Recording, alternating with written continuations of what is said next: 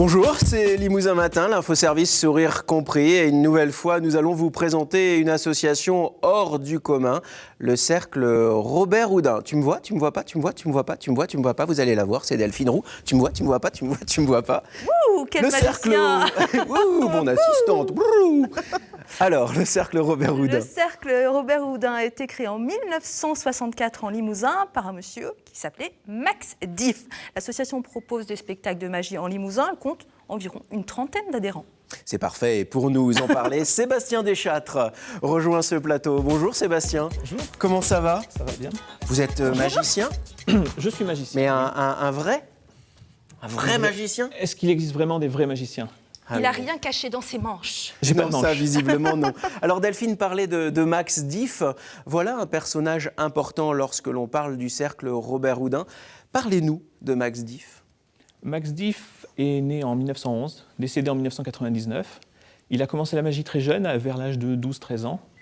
Et très vite, il a monté un petit groupe avec des copains pour faire de la magie au public. Après, il a continué professionnellement tout seul. Il a voyagé à travers le monde. Et il a décidé de créer, en 1964, avec d'autres amis magiciens, le Cercle Robert Houdin du Limousin. Robert Houdin, évidemment, qu'on ne présente pas, hein, c'est le maître Oui. des magiciens. Max Diff avait lui-même appris la magie où? Tout seul, Tout seul. autodidacte. Autodidacte. Oui, oui. C'est ça, cette discipline, elle est assez magique, entre guillemets. Pour ça, c'est-à-dire qu'on peut apprendre seul, hein. On apprend seul, oui. Alors, vous êtes venu avec un jeu de cartes dans vos mains. Non, même pas un jeu. Même Uniquement pas un 4 jeu. cartes. Et vous allez nous faire un tour. Oui. Je ne vous en dis pas plus, regardez bien. 4 cartes attachées par une vis, un écrou et 2 rondelles. Pour simplifier, j'ai pris 2 rouges et 2 noirs. Jusque-là, ça va. Les 2 rouges sont d'un côté, les 2 noirs sont de l'autre. Je vais séparer les cartes, leur faire un tour complet. Vous avez vu quelque chose? J'ai vu que vous aviez fait un tour complet. On fait juste une petite tape et on retrouve une rouge, une noire, une rouge, une noire. Vous voulez que je le refasse?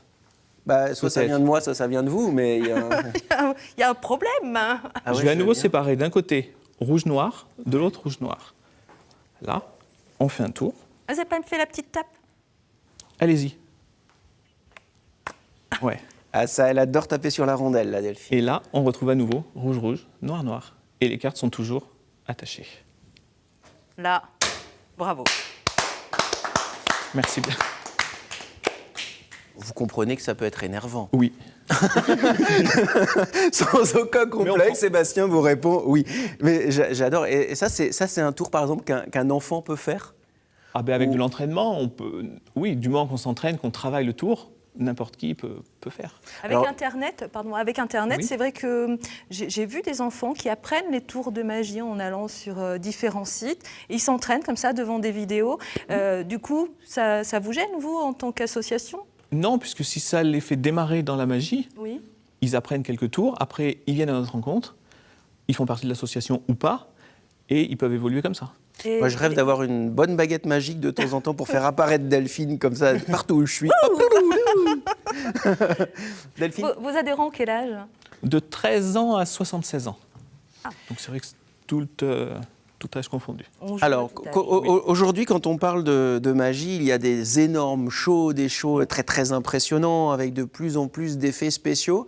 Et puis, ce qui est incroyable dans cette discipline-là, c'est qu'avec 4 cartes reliées avec un écrou et une vis, on arrive à être tout aussi surpris. Est-ce que la magie n'a de cesse d'évoluer? Parce qu'avec les effets spéciaux, j'ai l'impression qu'elle se dirige vers des grands shows de plus en plus. Vous constatez ça ou pas? On a eu des grands shows avec David Copperfield Par qui faisait exemple des méga illusions. On en voit moins maintenant. On revient plus à de la magie générale sur scène ou comme là je viens de vous faire en close-up de près. Et ça, bon, il y a beaucoup d'émissions de télé qui permettent de remettre la magie un peu au goût du jour. Alors, le cercle Robert Houdin en Limousin, évidemment, fait beaucoup de spectacles, d'interventions, Oui. mais vous donnez aussi des cours de magie. Non, pas des cours. Comment on n'est vous pas une dites école. Comment vous dites On alors? peut Vous proposer- transmettez? Aux membres de l'association, Oui. oui, on transmet notre savoir. S'ils ont besoin de conseils, on leur donne, on peut les coacher. Mais en aucun cas, on est une école. D'accord, Il alors faut c'est qu'ils ça. viennent déjà avec une base. Vous avez raison de faire cette précision, de dire cette précision-là. Est-ce qu'un magicien transmet facilement ces trucs et ces astuces? Ou est-ce que vraiment il faut montrer patte blanche? Au départ, il faut montrer patte blanche. Ouais. Il faut montrer son intérêt pour la magie. Il ne faut pas venir là en simple curieux pour connaître le truc.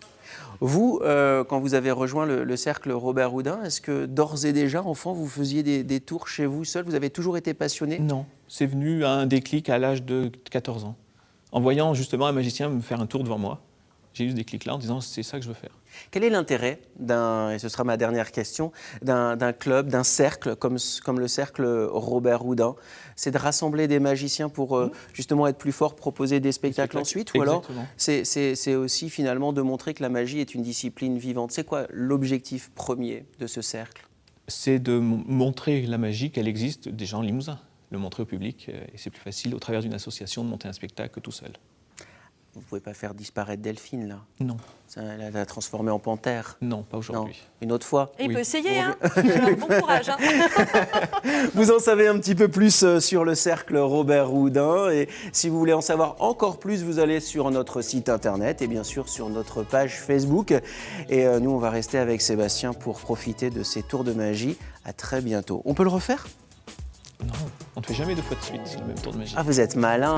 Ah ouais, non, c'est vrai, on fait jamais 2 fois Non, le même. parce qu'au premier, vous avez la surprise, Ouais, et au deuxième, vous n'avez plus la surprise. Donc vous cherchez le truc. d'accord. Il y Et a voilà. des trucs Il peut, ça peut. Non, il n'y a pas des trucs, c'est Non, il n'y a pas de truc.